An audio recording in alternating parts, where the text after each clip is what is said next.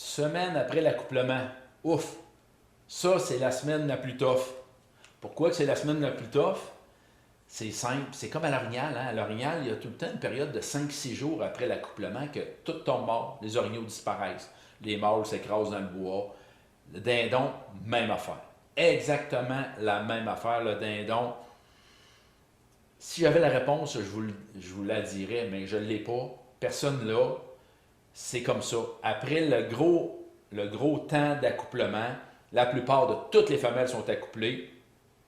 Et là, le mâle le sait, le mâle dominant le sait. Puis là, souvent, là, il va rester super calme pendant un 5-6 jours. Puis, ce qui est plate, c'est que souvent, ça arrive, nous autres, à notre ouverture de chasse. À notre ouverture de chasse, souvent, c'est la période calme. Et à partir de là, ben là, ça commence à revenir. Mais ça, je vous en parle un peu plus loin. Mais c'est la période difficile. Moi, ce que je fais, c'est simple. Gloussement, ronronnement.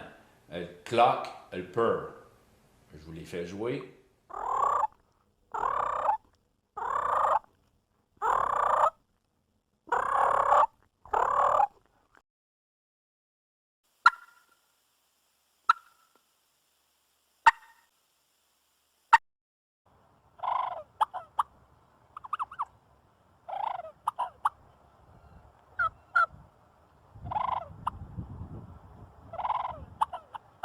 Le clock, c'est on attire l'attention avec. Moi, ce que j'aime bien, c'est quand les dindons sont loin dans le champ, je le fais lever la tête. Fait que je fais le clock. Et après ça, je fais mon petit ronronnement, je fais mon purr. Ce qui donne qu'il se lève la tête, il se demande ce qui se passe, il voit un autre groupe de dindons un peu plus loin, qui sont les miens. Hey, il y a de la bouffe, il y a de la bouffe. Fait que si on ne peut pas les prendre par le sexe, on les prend par la bédaine. Souvent, un homme, c'est de même que ça se fait pogner par le sexe ou par la bédaine. Fait que c'est la même affaire avec les dindons. Fait que, au lieu de dire, viens-t'en, mon grand, la madame est prête, on va dire, hey, la bouffe est sur la table, le rôti est cuit avec les patates jaunes, viens-t'en, c'est prêt, la bouffe, il y en a plein ici. Fait que souvent, vous allez voir arriver super tranquillement dans vos appelants, ultra tranquillement. Maintenant, la façon de disposer de vos appelants, la façon de disposer de vos appelants est tout simple. Moi, j'utilise simplement un petit jake puis une femelle qui, justement, on fait du ronronnement, on fait du purr. Ça veut dire qu'il y a de la bouffe ici, c'est bon, c'est une zone de confort, c'est une zone de calme, il n'y a pas de danger, il n'y a aucune inquiétude pour personne. Venez-vous-en tout le monde, ici, c'est vraiment intéressant. Fait que pour ça, j'utilise simplement un jake, une ou deux femelles. Si vous avez deux, trois femelles, mettez deux, trois femelles. Avec un jake, tout simplement. Pas de provocation, pas rien. On y va plus mollo. On attire l'attention et on attire par curiosité les dindons dans nos appelants, tout simplement. Deuxième semaine après l'accouplement. Oh, on recommence. On recommence. Je vous l'ai dit, là, le 5-6 jours est passé comme à l'orignal. Le 5-6 jours, les oiseaux commencent à bouger, commencent à revenir. Il y a des femelles qui n'ont pas été accouplées. Fait que là, les mâles dominants commencent à recourir après les femelles.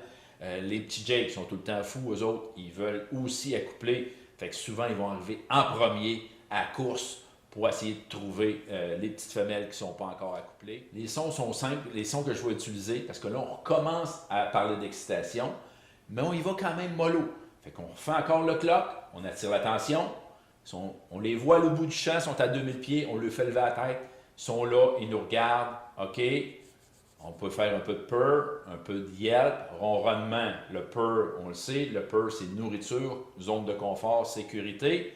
Un peu de yelp. Oh, ils vont entendre, hey, je pense que j'ai entendu une femelle en chaleur là-bas. Elle n'est pas vraiment full excitée, mais je vais aller voir ce qui se passe. Et le cut, c'est de l'excitation. Fait que quand on commence à faire le cut, ben c'est vraiment un peu d'excitation à travers notre yelp. Fait que le mâle va dire, hey, je pense qu'il y a une femelle là-bas qui n'est pas accouplée. Elle n'est peut-être pas encore prête, mais je vais m'approcher puis je vais commencer à faire mon territoire autour de la femelle.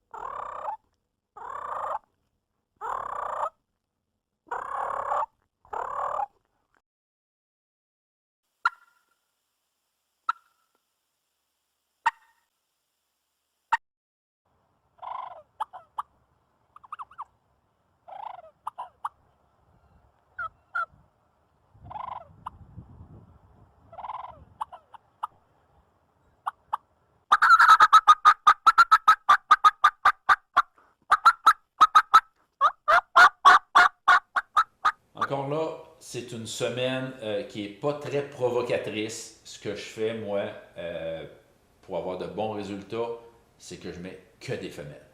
Que des femelles. Fait que les mâles qui sont dans le coin, les petits jakes qui sont dans le coin, ils ne voient aucun conflit, ils ne voient aucun danger de s'approcher et de se faire battre ou d'engager un combat. Fait qu'ils voient 2, 3 femelles qui sont en train de manger, qu'il y en a peut-être une d'un 3 qui est en chaleur. Fait que le mâle voit ça, hey, ouais, je vais aller voir ce qui se passe. Puis c'est un nouveau groupe de femelles, parce qu'il faut comprendre que bien avant la chasse, ils ont déjà fait leur gang, ils ont déjà nommé un dominant, ils savent exactement comment il y a de femelles dans le coin, comment il y a de mâles, de Jake. Tout le groupe sait exactement ce qui se passe. Fait que quand on vient rajouter, eux, ils le savent très bien que ça ne fait pas partie du groupe.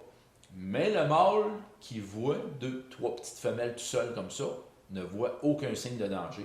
Souvent, il va s'approcher et il va venir essayer de venir voir s'il y a une femelle en chaleur. Et à partir de ce moment-là, bien là, vous êtes à portée de tir. C'est toujours important d'utiliser et d'être intelligent avec la disposition des troisième semaine après l'accouplement. Fait que là, on est déjà tard, mais pour ma part, c'est la meilleure. Quand j'allais dans l'État de New York, souvent j'étais là la première semaine ou la dernière semaine de chasse, ou en Ontario. En Ontario, moi j'ai chassé jusqu'au 30 mai. Puis mes meilleurs résultats, souvent, se sont faits la dernière semaine de mai avant le mois de juin, parce que les mâles courent après les femelles qui ne sont pas accouplées. Ils entendent des sons de femelles, sont très agressifs, ils viennent. C'est un peu comme la première semaine, comme la semaine d'accouplement. Ils viennent très agressifs, ils veulent vraiment s'assurer que toutes les femelles qui sont dans le territoire, même si ce n'est pas les leurs, qui sont accouplées. Fait c'est vraiment une belle semaine. Les dernières semaines de chasse, pour ma part, c'est les meilleures avec la début de saison. C'est simple, l'utilisation du piallement d'excitation encore. Bien-temps, mon grand, la madame est prête, puis c'est pas demain, c'est là que ça se passe. Exciting, cutting, la même affaire. Et le glapissement, le yelp. C'est les 3 sons pour ma part qui sont à utiliser pour leurrer notre dindon sauvage, notre gros tome. Donc, plus la saison avance, plus on utilise les piallements d'excitation, les cuttings, puis les glapissements, les yelps. Et en début de saison, entre les deux, on y va plus mollo. On y va avec l'intérêt, la bouffe, la sécurité. Puis une petite femelle en chaleur de temps en temps, rien que pour attirer l'attention.